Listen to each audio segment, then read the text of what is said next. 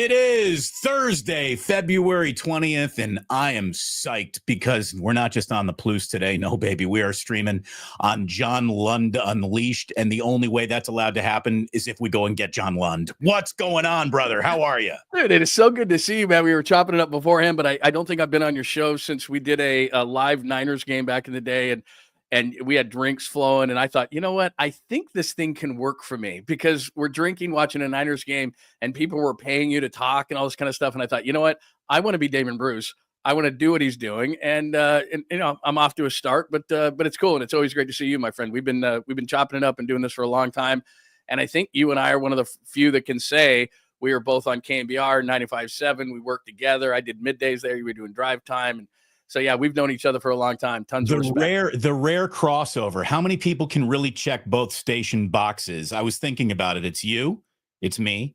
It's Dan Dibley. It's Larry Krueger. Beyond that, Mark Willard. Mark. Yeah, because Mark did nights. Yeah, when I was with Tommy, he did nights, and then he went over there. Yeah. Yeah, and outside of that, I don't think there is anyone else on air. Maybe a few behind-the-scenes producers for sure. I know oh God, I know one of the producers for sure was back and forth. John, who does the morning show now and is the assistant program director, Curly. He was there. He was at both. What's his name? The only Jacksonville Jaguar fan you'll ever meet in your life. Ogden. Jonathan Ogden. Exactly. I couldn't remember his name, but I remember. By the way, not that this is a big deal because we got a lot to do today. He became, and this will turn into a side conversation. He became a Jaguars fan because remember those NFL pencils you would get in a pack? He decided he liked the Jaguars pencil because, like you said, he's a Bay Area guy. Who the hell would be a Jaguars fan? He got it. He became a fan because of a pencil. Because of NFL pencils. By the way, we're forgetting some like first ballot Hall of Famers here. It's amazing. This is how radio makes your brain mush. And people track this stuff better than we do, and we work there. For sure. Hey, Matt Kolsky, Ryan Covey. Yeah, right. Oh, there you go. Absolutely. Yeah, great guys. Great guy. And dude, good for Bonte. Bonte's out of radio now. Yeah, he's good for him. He's working TV money as long as he can. God bless him. God bless him, man. Anyways, it is Derek Papa. Absolutely. Derek Papa, Otis Bird. He's the best. Greg Papa, Derek Papa. There's more crossover than I actually thought of, I guess. Like you said, man, it's like your brain turns to mush, man. We got all these things that are running around in our brain all the time now. I'm not going to bring back a loaf of bread from the store if my wife asked me, but I can tell you in 1963 who the champion, the NBA champs were or something. We only have limited room. It's unbelievable. Keep track of the important stuff. Right. Anyways, look, it's great to have everybody here. John, we get it out of the way early in the show because, without thanking the sponsors, we get nothing done here. My man Ike of Ike Sandwiches is helping us keep the lights on, and he's helping feed everybody the best sandwich you're ever going to get yourself to an Ike shop. Do it soon. If there isn't one near you, my God, consider moving. Sign up for that Ike's Love Rewards program. Expanding ever eastward, it's coming for you. Our friends at the Dubliner West Portal want to pour you a perfect Guinness, John Lund. You got to come over to West Portal with me. We'll go to the Dubliner. We'll say hi to Kenny and John. We'll hang out. One of the great bars in San Francisco in a great neighborhood, West Portal in San Francisco. Nothing but locals, baby. No tourists, no tech bros, just locals. The normals in San Francisco kicking on West Portal. And when you're looking to do a little, make a wager, check out BetUS. Use promo code YouTube150 when you sign up to get $2,000 off your first deposit on BetUS. And thanks very much for them sponsoring the live stream. John, you got any business we got to get out of the way here? Well, the only thing I was going to say is Ike is so great because every year I've probably been to 14 last 15 Super Bowls, and I didn't go to New Orleans, which stinks because it's the best one. But Ike always had sandwiches. We'd be hung over to hell, and he would bring these sandwiches, and we would mow these and feel so much better. And so then he DM'd me during New Orleans. He goes, "Where you at, man? I'll come to your table and bring these sandwiches." I said, "I'm not there, but my starving college son is there. Could you bring some to his table?" And he was doing stuff for ASU there and he was on with you guys.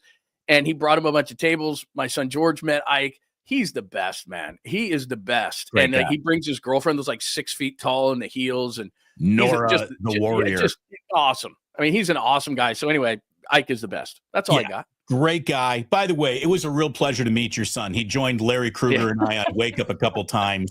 His filthy 22-year-old dirty mustache that he's got rocking right there. How cool, though. Can you imagine I'm sure you did college radio, as did I. Yeah. Can you imagine if you had an opportunity to go to a Super Bowl while you were working at a college radio station? These kids, man.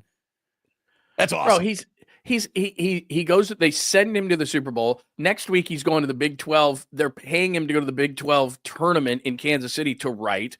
I mean, it's like, I went to Utah State, dude, and I barely got in. Like, he's at Cronkite Broadcast School. I mean, I walk in there, their stuff is better than any radio station I've ever been at in my life. They have these studios for podcasts. I'm like, my God. But see, here's the trade-off. For some reason, he can handle it. If I went to ASU and went down Mill and all that kind of stuff, I'd be there for like a week. And my parents would be like, yeah, no, out, leave. I mean, he's got some sort of discipline that I never had. So that's very cool of him. So well, that's anyway, good. Yeah, what a deal. My only apprehension about the young man's future is that he's chosen a future in broadcasting, which is just... Dude, I told him. I told him, John, you didn't steer him into something else? Dude, he's a writer now and he's doing some play-by-play. But the one thing I said is do whatever you want with life. And Jack is going to find out, like, you can't steer him too many ways, but I just said, don't be a talk radio host. Like, do play-by-play, be a writer, like whatever you want to do. I said, A, grow your followers, because that's your currency. And I said, B, don't be a talk show host. Don't be me. Be Damon Bruce, but don't be me. Don't be me. And you're going to be fine. So that's the only advice I've given him. But at some point, like you said, it's like they're going to do what they're going to do. So here is the advice I would give any young man, and it's good advice that my dad gave me, is if you can't be rich, have rich friends. And, I've been lucky in life. I've known some people who have rung the bell very, very well. I don't think I've got 100 millionaire friend, but I've got a multi-millionaire friend. I've got a couple millionaire friends. It's pretty par for the course. If you live in San Francisco, you meet these people, you know these people. And one of the things that I noticed early on about my friends who were wealthy is that wealth generates more wealth. Like, rich people are good at making more money because they have the stockpile of money to begin with, and they can take, high leverage risks or low leverage risks, but money begets more money. And that brings us to one of the things I really wanted to talk to you about, John. Look at you being a professional. That's a great transition right there. Well, thank you very much. This king of segues over here. The 49ers are selling off 10% of their franchise. The New York Giants are about to do the exact same thing. A couple of years ago, the Philadelphia Eagles did the same thing. And this is how the rich print more money without really giving up anything that they consider an attribute. A 10% stake in an NFL team is a non-controlling stake. The money can only pile so high. If, the money goes over the ceiling, you don't even really need that. It might as well, who cares where that goes? What is going on with these 10% sell-offs are NFL valuations, which used to be a list in Forbes, are happening now in real time. And selling off 10% of your franchise allows you to say, we're not just guesstimating what our value is. Here's 10% of our value. If the 49ers can sell off 10% of their franchise for $1 billion, John, they're a $10 billion franchise. Well, you know what it reminds me of when I first read this is it's like when in San Francisco, if you bought 20 years ago and you have all this equity in your home, then you take the money out and you do stuff. And it's exactly what you just said about making more money. We all sit there as fans and we scream and yell and we go, well, if you don't like the business, sell off your team. And then you can get all that money that, like Joe Lacob bought it for what, $450 million. And now it's worth, what is it, 4 point or whatever it is, billion. Thank you, Steph Curry. $1 billion. Right. I mean, so now what these teams do is, as smart businessmen, as you just pointed out, is I can get the money out early. I don't have to wait for X amount of years. Like Jed York, they're not selling the 49ers. It's going to stay in the family. So how can I get the equity, the value, and then turn that money into more money? Like you said, here's 10%. I get $1 billion. And now I can use that $1 billion rather than it's just sitting there. Now it's great. It's the best investment you can have, the NFL. I mean, the Warriors aren't bad, but the NFL is the best investment you can have. So if I want to get $1 billion out of my team, the guy doesn't have any say. Hey, Jed, why don't you draft the shit up? How about we draft shut up? I know you don't want, right. You have no say. You give me $1 billion. I take that billion. I make more money. on and on and on and on and on. It's brilliance is what it is. For $1 billion, you basically get to sit in the owner's suite, I would imagine. You get a better parking spot than anybody else. Yeah. But that's about it. Yeah, you don't get anything. You don't get any say. You don't sit in the draft room. And even if you did sit in the draft room, it's like you shut up. But I paid $1 billion. So I don't care. Like, you have no say, and I get $1 billion. You get to sit in the war room. Like, they confiscate your phone, but you can maybe sit in the war room. Because they used to allow us to sit next door just on KNBR. Like, we would sit next door. And so when they did the draft, and then a little closer. So so cool. So for $1 billion, I could sit. I bet they let Peter King sit in the room one time. So probably $1 billion could get you in the room, but certainly no say whatsoever. When I was down at 49 Centennial, and this is like, Trent Baalke, Harbaugh, AJ Jenkins draft days. It's so painful, bro. They had us in another wing of the facility. They wouldn't even let us into the hallway of the war room. They really made them feel much more comfortable than I did. That might have been a Damon Bruce thing. That might have been a Damon thing. It might have been me. It might have been me. Well, they do tell you, like, I'll give you a great example. I don't want to go on too much of a tangent here. We got stuff to do. But when they drafted Jake Moody and Kyle came in, and I was really outspoken about it, the first thing he said was he opens the door and he said, I wanted a running back. I wanted a running back. And then the first thing out of John's mouth and Lynch's mouth was, hey, at some point you got to do this, because they knew, like, no way. Like, you can't do this. Like, you can't, no. And so they did that. But generally speaking, while I was in there, because they're feeding us like steaks and nice stuff and all this kind of stuff, I was pretty nice about it, except for Moody. Like, that was my line. I was like, you just drafted a kicker in the 3rd round. Like, no, that's the line. And they didn't even want him. Just to defend them for a second, they didn't even want him. So anyway. They draft AJ Jenkins, and I literally start laughing when Trent Baalke sits down. And I was like, look, Trent, I'm like, I watch more Big Ten football than anybody, more bad Big Ten football than anybody, because I'm in Indiana. And I've never even heard of AJ Jenkins. And you just took him in the 1st round. Why? Well, I wrote a name down in an envelope, and that's when, oh boy, they didn't like me that day. Bob Sargent yelled at me that day. Oh yeah. Anyway, just so everyone, we break always for supers. Barry Ford says he's taking his wife Mary to New Orleans for her birthday in March. One of the first things we're going to do is lunch at Ike's. Get lunch at Ike's, then go to the Central Grocery, get your muffalata. Oh yeah. Then you got to go get a po' boy at some point. Yeah. Barry, you need reservations at Cochon for dinner at one point. That's a great spot. Good call if I you. And go out to, the Warehouse District or whatever it is, and go to brunch at a place called Archifalaya. And it is one of the best brunches I've ever had. Archifalaya. Plus, I would also say that, Bourbon Street is something that I guess you have to experience for a minute, which is fine, in Patty O'Brien's and the Bourbon Cowboy and all those kind of things. Frenchman Street is much better. Like, it's just, that's where the adults go. I mean, it's just awesome. And so go there. It's incredible. You'll gain 10 pounds. You'll have a bunch of fun. You do have to go to Patty O'Brien's, do all those kind of things. That's like going down to Pier 39 in San Francisco. Like, a couple of touristy things you got to do. Like you said, you just nailed all the stuff, and it's all about the food. And then, experience a couple of things. But man, am I jealous. Right. It's by far. Yeah, go ahead. Regular Ryan is giving us the list. Go to Ike's, go to Dubliner, get in the Miata, and Thank you, Regular Ryan. Very nice. Thank you. Very nice. We are here for all KNBR inside jokes. Back to a 10% buy-in to an NFL team. So the Eagles had a value by Forbes and CNBC. Forbes said they were worth $6.6 billion. CNBC said they were worth about $7 billion.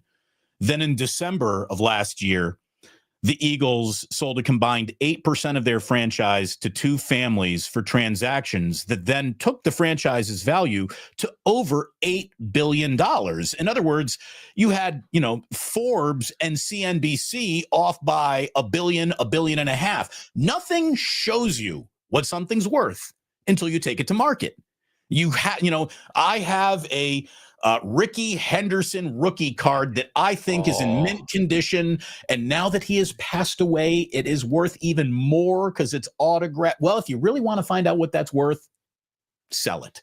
Yeah. Then you'll know what it's worth. Forget your guesstimate, forget your estimation. And that's why I think the NFL is allowing this, because they got a TV deal done They've got all these new streaming services, lined up to bid billions of dollars the next time they have a chance to do that. And the NFL is like, all right, how else can we pull money out of thin air? And this is the way to do it. This is the way to do it. And because of that, John, we got a rising salary cap. Well, and it's just going to keep going up and up with all the different platforms. The other thing, too, and this is why it's significant as we sit here and talk about the 49ers, it's not only can you pull the equity out of your team, so to speak, and you don't have to wait till you sell it, which the Niners will never do. And so they can use this on whatever the heck they want to do. Like when you have a home equity loan, we got to do the bathroom. I mean, they're going to buy other things, do other things. But here's the other thing, and this hamstrung the Raiders when they were in Oakland.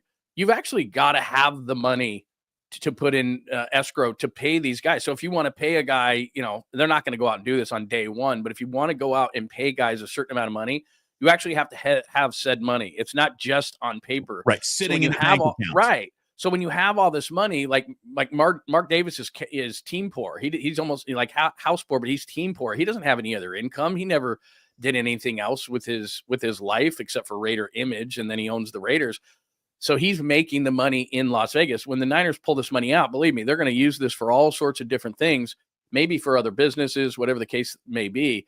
But also as a team, when you pull this out, you put a certain amount aside and you say, okay, now when we want to make big deals, when we want to extend a guy like Brock Purdy, we actually have the money, physically have the money, which is what you have to do. So this is another reason to do that. Put that back in your business, because Brock Purdy and other guys and George Kittle and all these things through the years, they actually cost real money that you have to have in your bank account. Yeah. You got to have that money tucked away. I remember that was the big, here's why we have to trade Khalil Mack. We don't have the money. They didn't have the literally money. Don't have the money. Right. They sent John Gruden to the microphone saying, well, we can't exist in a world where you have a $20 million player on either line of scrimmage. And now you have multiple $20 million a year players on multiple lines of scrimmage everywhere.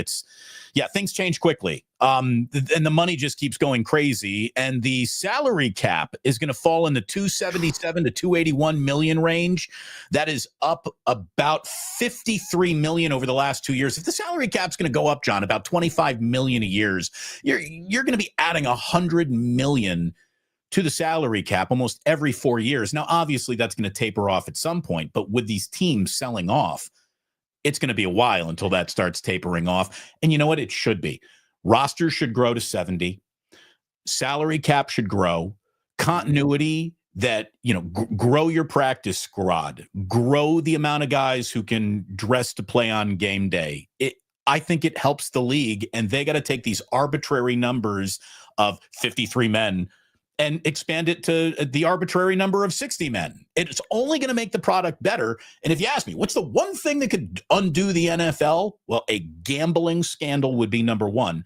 Yeah. Number two, harder to imagine, but just like a lack of quality of play, and the games get bad and boring. And I think that there is an opportunity to drift into that with less preseason, with more player movement than ever before. This is a coordinated dance that these teams are putting together. And if you had a new dance partner every time they play a new song, it's not going to look as good. Help teams keep their depth together and retain players that they want. It's going to make the product better. Well, just along those same lines, the highest profile position is the hardest to fill. And it's the NFL for years. How do we do this? How do we develop quarterbacks? How do we draft quarterbacks? Well, the biggest point of interest, or to lose the interest of your fan base, is to lose your quarterback.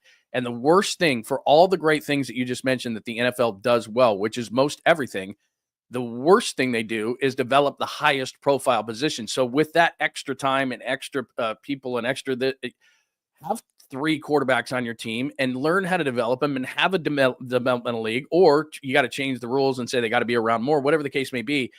If you take that money and keep younger quarterbacks and go back to the days of, I know that nobody wants to go backwards, but they did it better before, when Ken Stabler was like 3rd string behind LaMonica and Blanda. Look it up, younger demographic. And they gave him 2 or 3 years. It's like, look, find a way to do that. And that takes money to develop a quarterback, to develop another league, to get that. That's the one thing I would say about the NFL is take the money and figure out how to develop quarterbacks. I don't care if that's employing another guy on your team. How many times can everybody get, hey, John Beck's going to develop this guy or whatever the case, or Jordan Palmer is going to run this, pro day or whatever. Take the money and develop the position, because what's going to happen is, I don't know about you, and I don't mean to go on a tangent, but I don't want to be in the Shedeur Sanders business. Cam Ward played at Washington State. Me and you watch way too much college football, and nobody ever said Cam Ward was going to be a first-round pick, let alone the first pick in the draft. Like, maybe these guys do come through, but the reason why you miss on Brock Purdy or some of these other guys is you don't understand how to develop the position or draft the position, but the most important thing is you don't know how to get these guys from point A to point, not B, to point like Z, to be competent players in the league. And that's the problem, is like Sam Darnold is gold this offseason. He had a great season, and I'll give him that. But someone's going to give him a boatload of money, and I don't know. And then what's everybody going to do? Resurrect Daniel Jones because everybody thinks he's going to be the next Sam Darnold? Use the money for a developmental system to figure out the most important and highest profile position in your sport, because that's a problem. It's going to be interesting to see what happens with Stafford, with Aaron Rodgers. Oh. There's going to be some big names maybe on the move, shocking everyone. Look, the 49ers got a lot to do this offseason before anyone can really talk about championship aspirations again. But at the same time, John, last place schedule, special teams that theoretically won't be playing for your opponent and for you again, like special teams that's not sabotaging your chances to win on a week-by-week basis. Robert Saleh back in the room, last place schedule. That right there sounds like you're at 10 wins. You get Bradford out of the goddamn division. Stafford, excuse me, get Stafford out of the division. Now you're at 11. I mean, even if the Niners have a shitty draft, right, they can still be a team to deal with next year just because of the situation they've created for themselves. It was a rough way to go about creating what will hopefully be a beneficial situation for them. And I want to talk to you about the Deebo situation too, because this to me is just weird. Why do you, before I even set up anything, why do you think it got so sideways and weird? Boy, first of all, these discussions of Deebo being in shape, I think it starts right there. He's in shape. He's in the shape of a pear. I mean, that's the shape he was in at the Super Bowl. I'm in shape too. I'm in the shape of a pear or something. You're in shape. I don't think he was ever in shape. This whole thing about, we're seeing this with the Giants right now. He's in the best shape of his life. Great. Yeah. When Deebo's in shape, he's a really good player, but he's lost the explosion. He's lost, some of those kind of things. Some of that maybe is he's 30 and he's kind of a combo running back wide receiver. He was never a precise route runner. We know that. He's not a fit with Brock Purdy. The guys who are a fit with Purdy are Jennings, who can go up and get it. Ayuk, who can run routes. Pearsall, I'm told, can run routes, so I'll take your word for it. Kittle's a mismatch. CMC's a mismatch. Deebo is a guy that Kyle has to be creative about and get the ball in certain situations, smokes and all those kind of things, quick hitters, and then he can run after the catch. But if you can't run after the catch because you're either not in shape, too old, whatever the case may be, then Debo Samuel's not an effective player. And so the problem with Deebo is that, are you going to design the offense around him anymore? Or these plays anymore when he's not showing you the ability to be able to separate, which he's never been able to do, but also he doesn't have the explosion. He doesn't have the speed. And to be honest with you, and I know that a lot of times, the personal things that you and I know about these players aren't generally show fodder. Deebo's an asshole. And so people can say nice things about Deebo all they want. The reality about Deebo is he's probably not a good guy to be around. It's not because he wouldn't talk to me at the Super Bowl in LA when he was a total jerk to a bunch of people down there. And it's not really personal to me. It's just that if Debo Samuel's not helping you at a really high level, then I probably don't want him on my football team, because the things that are being said about him, and guys can say that they love Debo as a teammate, I don't think they do. I think he's got diva tendencies for sure. For a guy who doesn't want to talk, he wanted to start a podcast, which makes me just scratch my mind. What did you see? Receiver, like you had these guys on receiver that really interesting. I don't know why he did it. I don't know if he's trying to change something about his perception, but I just know that he doesn't fit the Niners anymore. I don't think he fits the Niners on the field, off the field. He asked for a trade before. Look, I respect what Deebo has done, and he's very unique, but he's a 30-year-old receiver who's got the body of a 30-year-old running back, and he's ineffective. And so much so, and you just mentioned the cap, and this is another reason why it going up is so significant. The Jets are going to eat $50 million on Rodgers. The Broncos ate $50 million tasty dollars on Russell Wilson, still made the playoffs. teams nowadays, because this number, like you said, is going up so high, 25 million next year, 53 the last 2 years, it makes them be able to do these things. And so when people say this to you and I, fans and so forth, oh, they'll never cut him because they're gonna have to eat 30 million. It's like, look, it's irrelevant anymore. Snack. Why compound the problem? So you don't want the guy on your team, but you got to find a way to fit the guy into your team because you don't want to eat the money. You're compounding a problem. And the way that the cap is anymore, you don't have to do that. And the 49ers and Parag Marathi, you were mentioning reasons why I think they can bounce back. And I agree with you next year. Parag Marathi is one of the best in the league at massaging, or whatever term you want to use, the cap. And so they'll front load, back load. They play this great chess game. And Fred Warner's got a number next year of 29 million. I got news for you. He ain't playing on that. George Kittle's not playing on a $22 million number next year. Like, they're going to keep this thing moving. And even though there is a cap and it does matter, the NFL salary cap is kind of like stretchy pants. You know, like I know there's a direct number, but you can just like eat a little bit at Thanksgiving and you got some, pants that stretch a little bit to you. Right. They can do that and they can massage it. And so they can lose Deebo this offseason and pay that. They can still pay Brock because that money's not going to go right away on the cap. For example, Ayuk's got this massive number. I can tell you when a contract ends. Brandon Ayuk's got an $11.2 million cap hit. In 2 years, his cap hit's $44 million. The contract's over. So it's not as complicated as we all make it out to be. All you got to do is go to, Spot Rack or one of these other over the cap, and you look at it.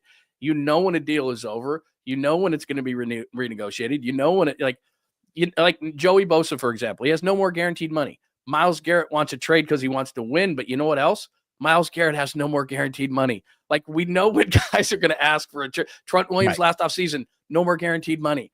Like, when that happens, they're going to ask for more money, or you're going to trade him. Or in Deebo's case, back to your original question, a very long way to answer it, he's just not effective enough to say, you know what, we can pay you that money anymore. And so before he can be cut, he says, I want to be traded. And the thing that blew my mind was all the guys who were so great at covering the 49ers, and they are, and the insiders, and they are, we're going, they're going to keep him. I'm like, no, they're not. Like, they took a guy in the first round. They paid a guy $30 million AAV, and they left Jawan Jennings blocking guys into a bench. Deebo's a fourth receiver and a kick returner. They're not paying him that. I did, though. I thought that like he and Shanahan had like a simpatico that was going to keep him around. You're right. And I will say this, as much as I'm ready to say, all right, time to get out of the Deebo business for sure. When the Niners are at their best, he's out there playing with violence. Right. You are right. And $28 million a year is a lot for a gadget guy, and that's what he is more than anything else. He's a gadget guy. He's an H-back. I think he needs to play special teams, and he probably doesn't want to do that. But that's where I think his value is. Deebo with a little oomph behind him is still tough to tackle. And in a contract year, in a walk year, I love, dude, give me Ray Durham in a fucking walk year. I'll take Ray Durham in a walk year. You know what I mean? You know what I mean? That's a great reference. So anybody in a walk year, the greatest year for anybody, right, is in a walk year. Yeah. And you're right. His cap number is 15.2, which would be the highest amongst the receivers. So whatever they do, it looks like, and all the people who know the numbers and everything, because I get wrapped up to a certain extent, but then the eyes roll back in my head. So whoever thinks he's going to be released, which both the Matts think and all that, so okay, he's going to get released. I agree with you. Whatever team he goes to is going to get a hell of a year from Deebo, and the best shape he can possibly get in, which wasn't at the Super Bowl, he's going to be in, and I think that he'll be as effective as he can be, and everybody on the Niners is going to freak out. But they're evolving to a point with this quarterback where, because he's an anticipatory thrower, he can't wonder if Deebo is going to be somewhere. Everybody puts it on Brock, and I get it, but he knows Ayuk's going to be somewhere. He hopefully knows that Pearsall is going to be somewhere. CMC, Kittle, they know these things. And then Jawan can go up and just get any throw, generally, unless he's bracketed against the Rams down the right sideline. But other than that, he knows. He doesn't know where Deebo is going to be unless it's a play that Kyle designed that gets it to him on a smoke or a screen or out of the backfield or whatever. And that's not good for Brock, because that doesn't match what Brock does. It's a shame. I mean, but you're right. He sets a tone. He does set a tone, and that's not replaceable. When something is over in sports, it's over, and that end can come fast. You see that floor coming up at you like a drunk person, falling over at a bar. It's coming up on you fast. Getting back to just valuable franchises. Mm-hmm. And look, I know enough. I know enough about soccer to know that the correct answer to this question, if we asked it globally, is some soccer team over in Europe. I get it. And now I'm not a soccer guy. I don't care. I wouldn't even bother guessing which team it was. But I'll concede it's probably some soccer team over in Europe or Spain or something. In America, what's got to be the most valuable franchise? Historically, it says it's got to be the New York Yankees. Right. But modern times say it must be a football team. And therefore, look, even if you hate the Dallas Cowboys, you got to admit these fuckers are a big deal. They really are. Well, it's everything on a level of the NFL. It's everything that Joe Lacob has done in moving the Warriors to San Francisco and all the different things. Is that Jerry, and I actually used to work across from that as it was being built, that monstrosity that he has in Arlington, Texas. But it's everything that they do. It's the stadium, it's the marketing, it's the corporate sponsors, it's the power that they have within the sport. Look, I don't know how it works because they don't have a ton of stars. I mean, Micah and Dak to a certain extent, and it's ESPN talking about Dak 24/7 if they're not talking about LeBron. But the Cowboys have to be, only because when their value lies in when they're on TV, no matter how bad they are, no matter who they're playing, right, their ratings are the best. And the Warriors they have the most eyeballs, and the Warriors to that extent do it, but it's the NBA, which is still big, but not as big as what the NFL is. So the Cowboys get their currency based on the fact that more eyeballs watch them than any other team, more than the Giants, more than any of those other markets. It's the Cowboys. And I don't know how they did it. I worked there. I saw it. It's a religion in that state. Their facilities are none, and they're sprawling. The star. But it's like you and I could have no interest in, well, we're a bad example because we watch everything, but still the average fan could have no interest whatsoever, but they have an opinion. Nobody doesn't have an opinion. And that's why Jerry Jones is doing what he does. He's a master marketer. He's a great circus barker in that you either love or hate the Cowboys. Very few people are indifferent who are sports fans to say, I don't care. So that means you'll tune in to either see them lose or win. Right. It's like Tennessee Titans are on. Well, I have no appealing or no. Let's have a bet or a fantasy thing or something. I don't care about that Thursday nighter between the Jags and the Titans that they always throw. They're not engendering outrage like other teams are. And look, Jerry sells outrage. I wonder what it is in hockey. Would it be the Maple Leafs or Canadians? I'm guessing Rangers, Kings, Bruins. It's got to be attached to a big market. Look, I understand that one of Joe Lacob's crowning achievements here is getting the Warriors to the number one NBA valuation. But if you were selling the Warriors, the Lakers, and the Knicks all on the same day, I don't think the Warriors are catching the biggest price. Well, I don't. Well, this is the whole reason of Steph Curry, and I know you've had this discussion before, is the reason why Joe Lacob has to go and do everything for him, and people don't realize this, is that the minute he retires, if he wants to sell the team and make top dollar, he better do it while Steph Curry's around, because the minute Steph Curry leaves, the valuation drops. And like you said, the Lakers are the Lakers, the Knicks are the Knicks, the Celtics are the Celtics. It's not about a single player. When you think about the history of the Golden State Warriors and why they're valuable this moment, it's Steph Curry. And I don't care what Kevin Durant says about not wanting to move in the middle of the season. He didn't want to be in the massive shadow of Steph Curry. That's why he didn't come back. He knew that Twitter was going to make fun of him again. Right, exactly. And he's thin-skinned. You know that. I mean, he's got giant rabbit antennas on the top of his head, and he doesn't want to deal with that. So this is the hot team right now. But the Knicks, the Celtics, and the Lakers, just off the top of my head, they're always going to be those teams. The Warriors have that valuation because Steph Curry is the greatest CEO sports figure, maybe of all time. And he's the valuation. So when people say, well, they don't have to do that for Curry or this, that, yes, they do. They'd still be at Oracle. They'd still be struggling. All this is because of him. And the valuation is because of him. It's old news. We don't want to spend much time on it, but what would your prescription be to fix the NBA All-Star game? I think the right thing to do at this point is to just cancel it. Yeah, I don't disagree with you. I guess the thing is that you look at hockey, and hockey is doing it. Even people don't like hockey. What they're doing for the All-Star game is absolutely a miracle in our current landscape of sports. I can't wait for this game tonight. It's awesome. I mean, it's awesome, Damon. So here's what you do. Like, I'm going to give you the best example I can give is, how is the king of the NBA, who's supposed to be the overseer of the league right now, playing on a Wednesday night against Charlotte, dancing around before the game, hammer dunks during the game, but yet can't be bothered. And if I'm a sponsor, we're just talking about money. Okay, I get, what are you selling me, NBA? I'm selling you the NBA Finals, the playoffs, and the All-Star game. I don't care about Indiana versus Denver on a Thursday night on TNT. I don't care. So one of the three most valuable things, LeBron James, an hour and a half before the game says, nah, I'm good.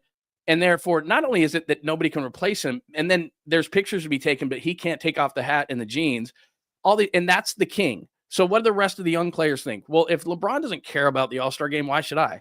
If Steph Curry's not shooting in the three, why should I care? If Max McClung is my dunker, why should I care? So it starts at the top, like all businesses, and LeBron James says, I don't care about the All-Star game. Well, hockey's not better than basketball in most people's minds, but those guys care. And so it blows my mind to think the only way that the All-Star game in any sport can matter is if the players care. We're fans. We voted you in. Can you just act like you care? Not LeBron James can't even fake like he cares. And then people are racking their brain how to fix the All-Star game. You can do everything you possibly want, but until the players care, and I don't know if it's defense, whatever. I like the Harlem Globetrotter stuff they do, but just care. Like Steph Curry cares. The guys in hockey care. When Kobe played, if you didn't play hard, he was up your ass. If you play hard now in the NBA All-Star game, LeBron says, what are you doing, dude? Yeah, We're here to kick like, it. What are you trying We're to be like chilling. All-American or something? So I don't, the first way you fix it, and you can't fix it financially because they make so much money. The hockey did it because unlike most American sports, and I covered like the Ryder Cup, all these things, for some reason, we don't care about international competitions really, even though the doc, and I haven't seen it yet, for Steph is awesome. Every once in a while we do. Lake Placid and all the, every once in a while when we feel slighted, then we care. Well, we got a little political charge right. to hockey there game. You go. Let's be honest. But that's it, right? It's added to it. And DB, you go and all of a sudden these guys care that they're the best nation in hockey. Canada cares, America cares, the Europeans care. They care. So how do we take that, not faking like I care, which they can't even do from the king, and 3 days later he's playing in a non-nationally televised game against Charlotte? What? And you don't think it's that advertisers and fans deserve you to jog up and down the floor for 5 minutes, which then permeates through the rest of the league and no one cares? How do you make players care like they care in hockey right now? I don't know. By the way, not to cut you off here, John, but we got some breaking news happening. The Spurs are shutting down Victor Wembanyama for the remainder of the season with deep vein thrombosis in his right shoulder. Tony Gwynn used to do commercials for, hi, I'm Tony Gwynn. Go ahead and get your deep vein thrombosis checked out. Wow. But it's because he played hard in the All-Star game. Wow. He played hard in the All-Star game, and so now he's out. See, now everybody's going to go, oh, you can't play hard in the All-Star game. That is that's huge because, I would have thought that maybe was a team that, for all this Warriors talk and Draymond saying they're going to win the championship, that, with the Aaron Fox and Victor and all that, the young guys they got, that would have been a team that could have made a run at the Warriors in the standings. So without Victor, they're done. Yeah, I mean, I thought that was set up to be a hell of a pick and roll, Fox and Wemby. Right. But geez. Big news out of San Antonio. That's huge. And you heard it here first on YouTube. Thank you very much. Breaking the news there. Look at me. Thank you. Bro, that's huge. Yeah, it is. That's a big story for sure. Jimmy Butler and the Warriors are going to be back at it tomorrow night in Sacramento. 27 games left in the year. They played 55. They might have to go 20-7 the rest of the way to get to a 6 seed. I think the Warriors are looking at a play-in, and hopefully they win that first play-in and get in. I'm going to put any cap on where they're going on the second round. Anything past the second round would be freaking gravy based on who they were. But, Jimmy Butler with them, they're 3-1. I don't know how much stock I'm going to put into beating a terrible Bulls team or a Bucks team that didn't have Middleton because he just got traded, or Giannis that night. But okay, they're 3-1 with Jimmy Butler. I like the compliment that Butler seems to be to the team. He helps the entire rotation sort of find its own level. betting on or off the Warriors to shake the Thunder a little bit here, and not the Oklahoma City Thunder, but to rattle the saber, I guess I should say, as the playoffs are coming. Well, Damon, I think what's interesting about them, I can't decide, because you were just mentioning before, like, there's upside on the Niners given the schedule and all the different things, and we give them the benefit of the doubt. The Giants, we never give anything on the benefit of the doubt, but the Warriors, they're older, so I give them the benefit of the doubt when they get Jimmy. But the weird thing about them is if they can stay out of the play-in, like you said, if they're in the play-in, you just never know. Like, you play the Suns, Durant's hot or whatever, who knows? So if they could get to like the 6 is what my premise is here, where the Clippers sit, which I don't know if they can, but if they could, then the first round could be in the 6-3, could be like Houston or Memphis, a young team that if they lost at home could start shaking in their boots, that you have these veterans. You could get, let's say you get Houston, you beat them. In the second round, maybe you get Memphis. Could you beat them? Again, a young team that hasn't done a lot in the playoffs. And then you get OKC. Like, that's your perfect scenario.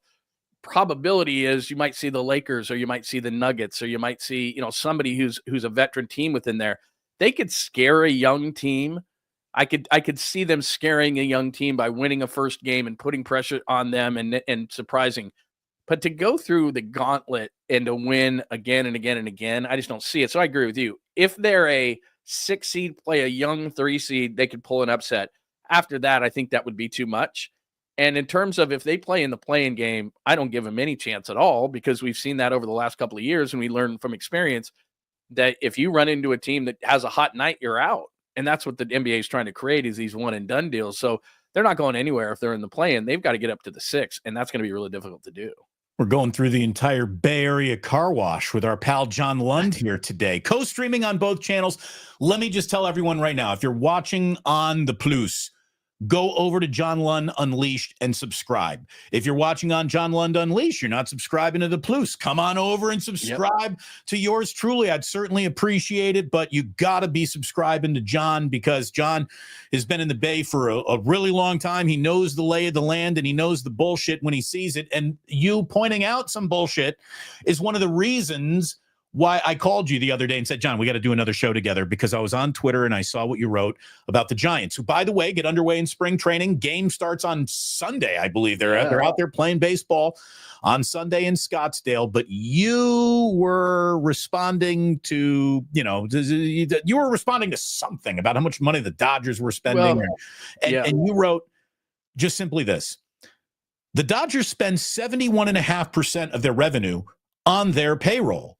Now, they have more revenue than the Giants, so it's obviously a bigger number.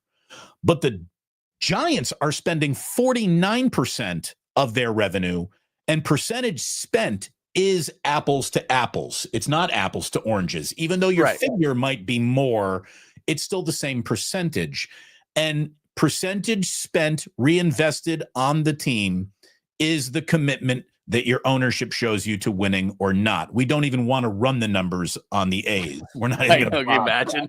Oh my God. But that right there is all you need to know about the directions these franchises are sitting in right now. The Dodgers have every advantage of the world, and they are still fighting and clawing like they are a cornered Wolverine to get everything in every inch. And there is a desire to be great, where the San Francisco Giants have a desire to print money, and they're doing it, and they're keeping it. They're not reinvesting it. And that's why you got Lamont Wade starting at first base. Well, what's embarrassing about all of it is, first of all, and we know this, we've been doing this a long time and covering the Giants, and I don't want your ratings to drop, because when you talk the Giants, I don't know if people stay around, but I'm old enough and dumb enough to like baseball, John. But I love baseball. I'm same thing as you. I love baseball. And so it's not that I don't like the Giants. I get frustrated because they're not small market. They, now that the A's are gone, and the A's have been gone for a long time, let's be honest, but they are physically now gone. They are the largest single entity baseball team in baseball. New York's the number one market, 2 teams, LA, 2 teams, Chicago, 2 teams, now San Francisco. You're the largest single entity baseball team. So act like it. They're 25 million under the number now. The tax number they're not even up to. So that tells you not only the 49%, they're 25 million short. And then, unlike the NBA, Major League Baseball it's a small slap on the wrist. It's 20% for the amount that you're over. So it's so simple. And then the Dodgers right now are 50% because they've been doing it for years. So the third level, it goes 20%, 30%, 50%. The Dodgers are fine with that because they're able to put the money aside, and it's too difficult to get into the whole thing about I don't like the deferred money. I don't but like it's brilliant business. I agree with you, but it's brilliant business. Baseball is saying if there's everybody talks about conspiracy theories. If there's a conspiracy theory to baseball, it's because they allow you to defer money, which doesn't cost on your tax, which is tax-free, which you put in a fund, and then you can take that money, like the money that you're giving Ohtani, and you can reinvest that money. And so you're making the money back. I don't even want to go deep into that. Let's just stay with the Giants on the 49%. The point is that they've decided it's a self-imposed line under $25 million under. They self-impose these things, and then they try to tell you that they really want to win.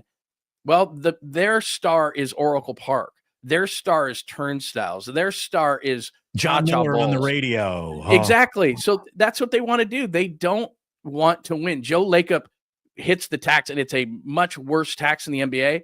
The Niners tell you.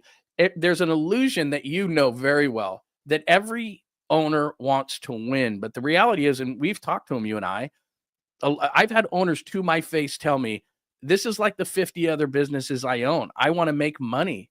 We're both Cubs fans. The Ricketts family owns the Cubs, and they want to make money. They own Marquee Network. They want to make money. They don't care about winning. They won their World Series in 2016. Right. As far as they're concerned, they did their job for everyone's lifetime. And the next one is not that important. So they look at the Cubs as just another business, and the Giants look at the Giants as just another business. It'd be nice if they could win, but they'd rather turn turnstiles than win, because if they were serious about that, they would turn around and they would call Scott Boras and say, get Vlad, do this, do that. They would do all these things because they're a major market team. And so I caught a bunch of grief for that tweet because these Pollyanna snowflakes were saying, but John, that would be tampering. Wake up, man. That sports is tampering. It's a multi-billion-dollar business. All of sports is a multi-billion-dollar cutthroat business that has a sheep's cover of a sport. So then what that makes fans believe is, well, my team wants to win. No, they don't. 90% of owners want to make money, and the cover is the sport. The reality is the business. They all want to make money with the cover of baseball. And so we scratch our head and we go, why doesn't my team want to win? The Dodgers want to win. The Warriors want to win. When Cuban owned the Mavericks, they wanted to win. You can see the teams that want to win, and you can see the teams that want to turn turnstiles and go to their box and look at and tell all their friends, look what I own. That's the Giants. They don't want to win. They get a Willie Adames every once in a while to stoke the fire.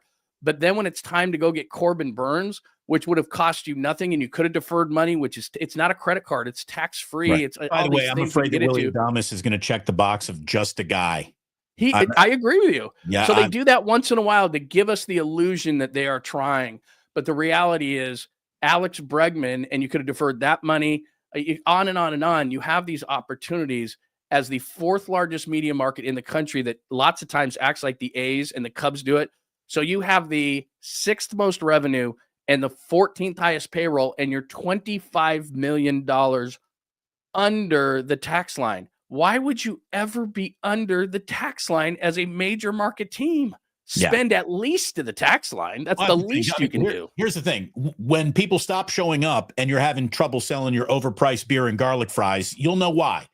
Because you got to put butts in seats, and they're not doing a good job at that. The ballpark is fantastic. Right. The thing in Chicago used to be, hey, you could open this place for a brown bag lunch every day, and 15,000 people would eat their brown bag lunch just sitting at Wrigley Field watching the grass grow. That's that pretty. And Oracle Park, 24 Willie Mays Plaza, is that pretty. I would go in there to watch the pitcher's mound. It's awesome in there. But that baseball team's fallen far behind the rest of its own division, to the point where you ain't even the Arizona Diamondbacks, much less the Dodgers. Like, you're not. And I want to be, I think you're the same as me. I want to be positive. It's spring training. I don't want to rip the team. I got, this is the greatness of our platform. We don't care the Giants. We don't care the Niners. We don't care the Warriors. We can say whatever we want, and it's not going to affect what we do. I don't want to hate on the Giants. It's better for you and I when these local teams are better. There's more interest. There's more casual fans. I'm not trying to rip on the team, but I have a theory in life that is, if you have the more ifs you have, the worse off you are. So Lamont Wade is an if. Tyler Fitzgerald is an if. Patrick Bailey, if he can hit. If Ramos is first half Ramos, not second half. People are putting Jung-Hoo Lee in a category of like he had a 641 OPS. Mike Yastrzemski is a streaky hitter who's a good defender. Their number 2 starter is 42.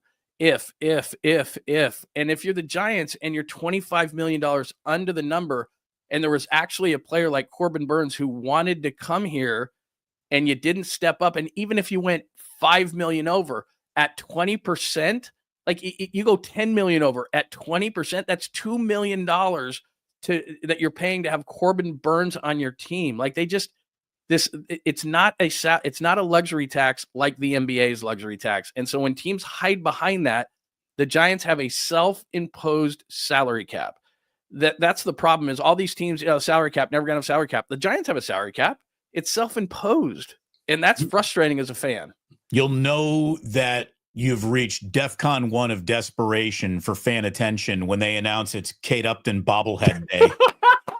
I have a feeling. No, but that's what they do, right? Yeah. Like, it's like, we're bringing back. Like, they can't wait for 5 years from now so they can do the 20-year anniversry of the 2010. It's already being planned. I will give the Giants this. They do pregame ceremony better than the New York Yankees do. They do parties big. Yeah, they do parties big. Nostalgia is a powerful drug. They're great at selling it, and baseball is all about its past, and I love it. But you got to be pointed. You can't have a robust 20th anniversary of your first World Series in San Francisco and be leading off Lamont Wade starting at first, And by the way, Lamont's catching way too many strays here. It is an illustration of where they are. Certain players are an illustration of where your team is. Lamont Wade Jr. at first, Mike Yastrzemski in right. Mike Yastrzemski would be an amazing fourth outfielder. Tyler Fitzgerald, if you had brought in Bregman, would be an amazing super U. Like that's when you know where your team is. And it's nothing, no rip against any of these guys. Their rotation is Logan Webb and ifs. If Justin Verlander, if Ray coming back from Tommy John, if Harrison, if Birdsong. Like, you can't go into a season and then Larry Bear comes out and says, well, we're not really looking at the Dodgers. Well, if you're not looking at the Dodgers, then your division just went from, okay, we're trying to catch the Dodgers, the Diamondbacks, the Padres, to the Braves, to the Phillies, to the Cubs, to the Brewers, to all these teams. Now you're competing with 10 teams for a wild card, which is just a chance to get into the playoffs. Like, why would you just allow the Dodgers to dominate your division until they decide not to? Like, how can what you kind of a business? That? How can you even say that out loud? If you are, a representative of the Giants, we're not concerned about the Dodgers. You've lost the plot right there. Right there, he means like, you do understand that both these teams go back to New York, don't you? And there's a little history there. Blah blah blah. Anyway, every good show needs a beginning, a middle, and an end. I thought the beginning of today's show was fantastic. The middle has been robust and deep with information. We've reached the end here, John. I got to get down to Burlingame to bring a freaking Kia Sorrento in. What a life. We used to be on radio stations and, throwing money at us. And now we've got now I got a Kia Sorrento. Okay. So, I always loved that your show had an ending. The show was not over until the caboose pistol got fired. Yes. Here on my channel, I've always said, so if, I didn't chose the noble profession of sports talk radio host, I might have been a history teacher. I love history. So I end the show with Today in History. Do you care to indulge your channel in this? Oh, I love history. That's all we did during the pandemic was like, remember this day? I love this day in history. Love it. Love it. Love it. Yeah. By the way, I thought Damon had a Lexus. No. It's a Kia Sorrento. I put an L on the front of it to try to fool people. I don't think people are getting fooled. Anyway, by the way, just afternoon delight, Irwin. There you go. A lot of John Lund loved in the house. Yes. Very nice. Here we go. We always start with our happy birthdays. Happy birthday today to Rihanna. She's only 37, man. She's been around a long. She's only 30. She got started young, man. Rihanna's 37. The woman who is officially trying to throw down the gauntlet against Christy Brinkley as most beautiful life ever lived. Like, Christy Brinkley is in her 70s now, and she is still a 10. Cindy Crawford turns 59 today. 59 for the mole and the beauty mark and the Cindy. Oh my gosh. When we were growing up, that was it, man. She was it. And she was everywhere. She was omnipresent, and it made the world a better place. Charles Barkley, you SOB, happy birthday, 62 years old. You know, is that right? He shits all over the Bay Area whenever he can. I just saw Raymond Ritter said that he took him to Glide Memorial, very important downtown San Francisco church homeless shelter, and Charles Barkley donated $250,000 on spot. That's just that's awesome. So happy birthday. I know you got to run, but and I want to get you on my show because I want to talk about this, because Draymond Green is off to a Kendrick Perkins start to his career, his media career, and everybody thinks he's going to be the next Charles Barkley. He's not the next Charles Barkley. He's the next Kendrick Perkins, but we can do that some other time.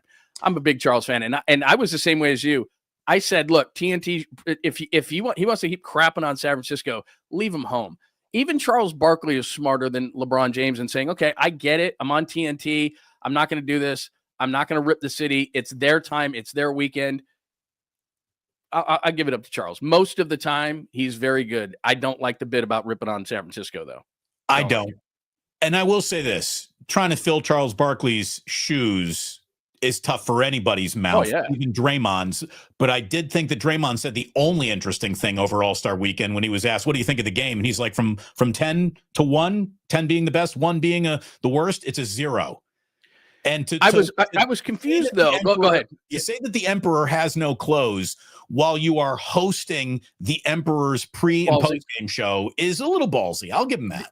The only thing I was confused by with him is that he said that the NBA product sucked, and the only time it's any good is when you play chess with LeBron James. But then he said he wanted the NBA All-Star Game to go back to the version he said sucked and not try to do what they did. And I'm not saying that what they did was right, but at least they tried, whereas the old version wasn't working. So, look, I have nothing against Draymond. It's just sometimes he has to remember the lies he tells as a media member. Not lies, because you know ESPN, you worked for a long time. What side are you taking on this? What side are you taking on this? So then you have to start remembering what you said, and that's not easy. That's all. Right. Yeah. My producer told me to argue this way, and he wasn't here on Wednesday on ESPN, and you're like, do I really have to do this? Like, I don't want to do that. And they By the way, Barry, thank you very much. Give me $5 for the Kia gas tank. Sorrento blowing up there, Barry. Thank you very, very much. Charles 62. Let's see. Today in 1931, San Francisco got approval from Congress to start building the San Francisco-Oakland Bay Bridge. That's a huge day. That's my gosh. Day. Did you know that there is more concrete poured in the center anchorage of the of the Bay Bridge than there is in the Hoover Dam? I did not know that. That's amazing information. See, now that's the kind of stuff where people leave your show, tell someone that, seem smart, and go, I got that from Damon. I'm going to go watch. I'm going to do that again. You remember the first time you went over the new Bay Bridge? Like it blew my mind that they could do that on the fly. And then this beautiful structure comes out of it. I just remember driving on that for the first time. It was like at night. I'm like, this is awesome. This is very nice. Cool. What I didn't understand is why the S curve was so deadly. When they were trying to, it's just like, you just casually, you bring the wheel from noon to 2, and then you bring it over to 10 o'clock, and that's it. It's this dramatic of a move. And you had trucks driving off the S curve when they were building that fucking thing. It was ridiculous. That's right. Okay. Anyway, today, I think all guys our age, you either like, World War II documentaries, or you like old Apollo mission NASA documentaries. And I'm that guy now. I'm that age. Today in 1962, launched from Cape Canaveral, John Glenn went aboard Friendship 7 and was the first person to orbit the planet. A first American astronaut, anyways, to orbit the planet. John Glenn, big day today for the Apollo program. Let's see. Today in 2005, bad day for super cool, that guy might be on drugs journalism, because today Hunter S. Thompson took his own life at the age of 67 back in 2005. Gonzo journalist, the father of it all. That is wow. See, I you know what? I'm not going to steal this bit from you, but it's an awesome bit because I would have never known that. I would have never thought to talk about Hunter S. Thompson today, and now I'm remembering. And Hunter S. Thompson took his own life today, and the reason why Kurt Cobain isn't celebrating a birthday today is because Courtney Love shot him in the head. She killed him, John. Oh, there you go. Conspiracy theory. Watch the documentary called what is it called? Soaked in Bleach. Oh yeah, after their first album, right? Yeah. The documentary Soaked in Bleach basically said Kurt Cobain's body was found in a way that you cannot kill yourself. You know, like the gun does not, like they've done 1 million suicide investigations to know that you do not drop a gun like that when you shoot yourself. And then the building that he killed himself in, he killed himself over the garage. Courtney Love had that garage destroyed, destroying all physical evidence within a week of him taking his own life. Wow, I didn't know that. I got to watch that. Telling you, I thought he was going to cut her out of the Nirvana fortune, and she was getting desperate. I think Courtney Love had Kurt Cobain killed. I'm not even a Nirvana guy. I don't even like Kurt Cobain. But what is he like? What he would have been, like 58, 59, something like that? Was that what it was? Because he died at 27, the key age, right? The Jimi Hendrix, Jim Morrison, the 27-year-old magic death age. Yes, Janis Joplin. 58. He would have been 58 years old today. 58. Finally, since we don't want to leave everybody on that like suicide, taking your own life note. Oh, you don't want to end your show on that note? Don't end the show on that one. Let's go ahead and send everybody home. I don't know who does these things. You know, decides today is National Cheeseburger Day, National Vanilla Milkshake. Here we are. We got 3 things, and they all work in lockstep together. So these 3 days, these big corporations must have chosen today and decided to attack it. It is National Comfy Day. John, are you comfy? Yeah, I try to. You know what? We're in these studios so long that I have made this place very homey, and my wife never wants me to come inside. So yeah, I am comfortable actually in here. I'm here probably 8 to 10 hours a day. It's very comfortable. Very nice. To go hand in hand with that, it is also National Hoodie Day. I mean, if you're sitting there in your corporation is Big Hoodie and you see that Comfy Day has already been established, you want to attach your hoodie to National Comfy Day.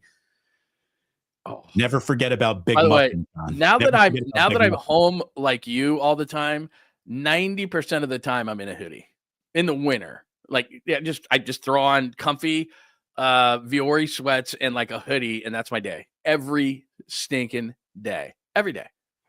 Yes or no? Are you wearing pants right now? The only reason I'm wearing pants and the only reason I'm not wearing a hat is that like you, because we do what we do now, I've got to go out and try to sell this thing that I have. And so I'm actually in a decent thing, but normally it would be hoodie. I have a whole hat collection behind me. And I would normally be in a hat, a hoodie, and like a pair of sweats, but I have to actually go out and interact with people, which is very rare nowadays. By the way, we were talking about this yesterday on the show. White Lotus, it is a great. God! A lot of it's female anxiety wrapped in vacation porn. My wife loves it. I like it. It's totally a show for chicks. I call it the white clitoris, but it's pretty good. It's pretty good. It's a great show. I'm glad you're enjoying it, Barry.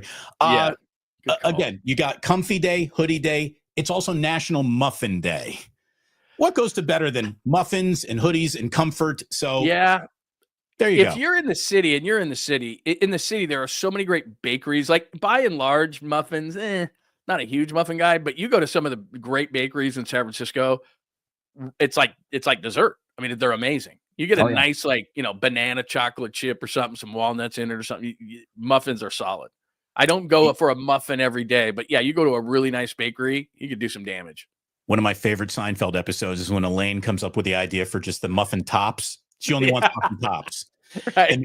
And then Newman comes in at the end as the cleaner. He's playing the Harvey Keitel. This must have been when Pulp Fiction was out, and he comes on in and he brings out glass jars of milk and starts eating the muffin bottoms to make them disappear. Outstanding. John, it's so much fun working with you. It's amazing. And it just shows how bad these radio stations are run. That people didn't put us on similar shows more often. It's working with you is this is like Gary Radage. It's like playing tennis. It's just hitting the ball back and forth. It's a real pleasure. Everyone who is subscribed to me, go and subscribe to John Lund right now. don't even do it for John. Do it for a favor for me. Yeah. Go and Look at subscribe to John Lund Unleashed right now on YouTube. You'll be happy that you did. He's an early riser. He's doing shows at like 8 a.m. Yeah. God bless him. Yeah, I don't know if I'm going to do that forever, but yeah, I thought, well, it was like radio, but I learned that people who are at home, they don't want to get up at 8 a.m, so we'll see. But yeah, it's a lot of fun, man. And it's like I said, you and Larry have done such a great job. You in general, because I did the show middays at 95.7, then you came in and it was awesome. I've known you for a long time, almost the time in national radio. I remember before I even got here. So you've just done a great job in building this channel. You have a lot of loyal listeners. You always have. And there's a reason why. And like you said, that hour or so just flew by. It's a lot of fun. You laugh, you talk, you have a great opinion. You're not afraid to say something. And that's why you're successful, because a lot of people, especially in our media, especially on the West Coast, that isn't very strong. People don't want to offend anybody, and you've never been that way. So it's very cool. And it's always a lot of fun, man. Like I said, coming from you, that's a compliment. It means something to me. Thank you very, very much. There you go. I subscribe to all the Bay Area heads. I was saying this to John before the show even started. We're all stray dogs. If you're a stray dog, you're vulnerable unless you get together in a pack. And we are now putting the pack together. You're here on YouTube. I'm on YouTube. We got Tolbert starting on YouTube, I believe, on Monday. Larry Kruger got to the marketplace first and is absolutely crushing it. So the stray dogs got a little bit of a pack, and what we all need to do is come together for like a 6 heads, all in talking boxes show at some point. That's a great call. Do you imagine how much KNBR and 95.7 will shit their pants that day? I'd love that. They'll do a Blutarski rating, which is probably not too far off. 0.0. Yeah, it'll be good. Yeah, very good. Hey, John, thanks, man. You're the best. I got to have you on soon too, man. We got to do more because, like I said, it was a lot of fun. I am the most available human being you will meet. So give me, if I'm not pulling the Kia Sorrento in for a recall, I'm available. Good to see you. John Lund, everybody. Go and subscribe to John Lund. And if you're over here on the Plus, the only thing you need to remember at all times is that sports don't build character. They reveal it. And like that, they're gone.